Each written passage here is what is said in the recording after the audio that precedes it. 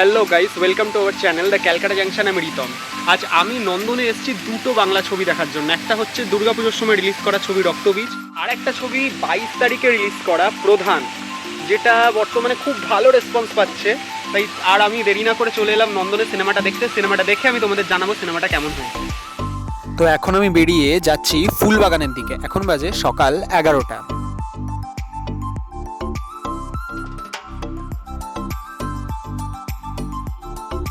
তো আমি দেখতে দেখতে পৌঁছে গেলাম ফুলবাগানে, আর এই হলো ফুলবাগানের নেতাজি গান্ধীজি স্ট্যাচু, যেটা ফুলবাগানে এলে দেখতে খুবই ভালো লাগে।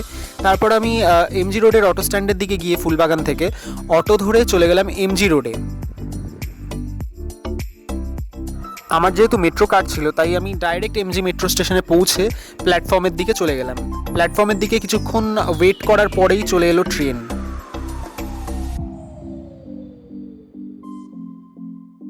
ট্রেনে এমন লেভেলের ভিড় ছিল, তাই আমি বসার জায়গাটুকুও পাইনি, তাই দাঁড়িয়ে দাঁড়িয়েই আমি চলে গেলাম রবীন্দ্র সদন মেট্রো স্টেশনে।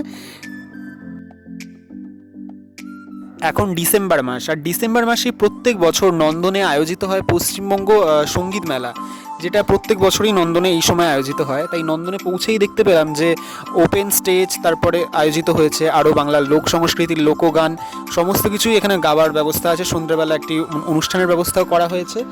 চারিদিকের সাজানো গোছানো পরিবেশ দেখতে দেখতে আমি চলে গেলাম হলের দিকে।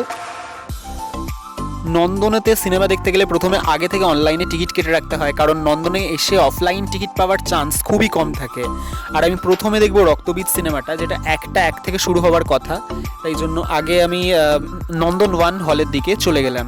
এই নন্দন 1 হচ্ছে নন্দনের ছোট হল। অ্যাকচুয়ালি নন্দনে দুটো হল আছে, একটা নন্দন 1 আর একটা নন্দন 2।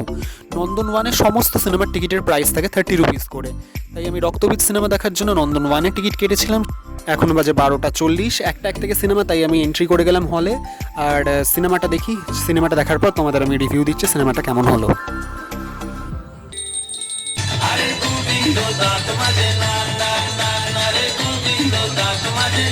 দেখতে দেখতে এটা ভালো লাগলো যে দুর্গাপুজোর সময় রিলিজ করা সিনেমা, যেটা প্রায় 80 দিন মতন হয়ে গেছে, এতদিন পরেও যে সিনেমাতে এতটা জনপ্রিয়তা আর এতটা ভিড়, আমি সেটা এক্সপেক্ট করিনি। যাই হোক, সিনেমাটা আমার খুব ভালো লেগেছে। সিনেমার কনসেপ্টটা খুব ইউনিক। এখানে মিমি চক্রবর্তী, আবির চট্টোপাধ্যায়ের একটা অন্য রকমের কেমিস্ট্রি দেখা গেছে। তো এখন আমি প্রধান দেখতে যাব। প্রায় এই সিনেমাটার পরে একটা 30 মিনিটের গ্যাপই আমি পেয়েছি, তারপরেই প্রধান দেখতে যাব।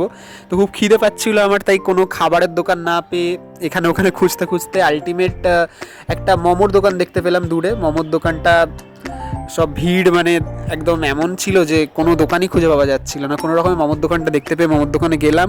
এখানে 60 টাকায় 4 পিস চিকেন মোমো দিচ্ছিল, যেটা খুবই বড় পিস ছিল, আর ভেতরে স্টাফিংটাও বেশ অনেকটা করে ছিল। তো 4 পিস আমি চিকেন মোমো অর্ডার দিলাম 60 টাকা দিয়ে। তারপর তাড়াতাড়ি করে আমি চিকেন মোমো খেলাম। খেতে খেতে দেখি যে আর মাত্র 15 মিনিট বাকি আছে। 15 মিনিট পরেই প্রধান সিনেমাটা শুরু হবে। তো তাড়াতাড়ি করে খেয়ে এবার আমি নন্দনের যে বড় হল আছে, নন্দন 1, আগে নন্দন 2, যেটা আগে তো নন্দন 1-এ আমি সিনেমা দেখছিলাম, নন্দন 2-এর দিকে চলে গেলাম। আর এখানে হলটা নন্দন 1-এর থেকে অনেকটাই বড়। আর আমি দেরি না করে তাড়াতাড়ি সিট খুঁজে বসে পড়লাম, কারণ সিনেমা শুরু হতে আর মাত্র 5 মিনিট বাকি। আর এই সিনেমাটাও হাউসফুল। আর আমি চলো সিনেমাটা আগে দেখে নিই, তারপর তোমাদের জানাচ্ছি সিনেমাটা কেমন হলো। কোভিডের সময়ে সমস্ত কিছুই ক্ষতিগ্রস্ত হয়েছিল, তার মধ্যে অন্যতম ছিল চলচ্চিত্র।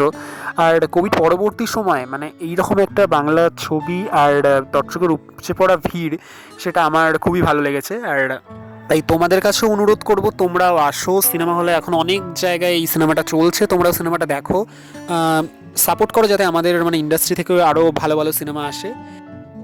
তো আজকের জন্য এটুকুই। যদি আমার চ্যানেলের ভিডিও ভালো দেখে থাকে তো সাবস্ক্রাইব করো আমার ইউটিউব চ্যানেল, আর অবশ্যই লাইক করো। Thank you.